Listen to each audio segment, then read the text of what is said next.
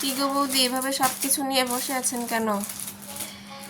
কেনাকাটা তো প্রায় শেষই, এখন গুছিয়ে নিচ্ছি কার কোনটা, সবাইকে তো দিয়ে দিতে হবে। ও তাহলে দেখান কার কোনটা।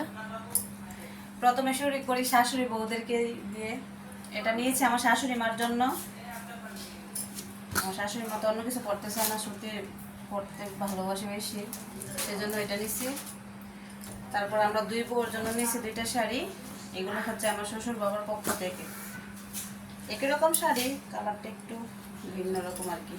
কেমন হয়েছে? সুন্দর হয়েছে। এটা হচ্ছে দুই জাল শ্বশুর বাবার পক্ষ থেকে। তারপর আমার বর পক্ষ থেকে শাড়িটা।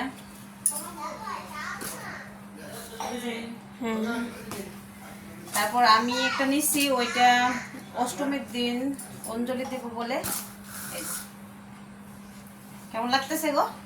সুন্দর হয়েছে। এটা আমার বড় বোন দিছে, এটাও পরবো।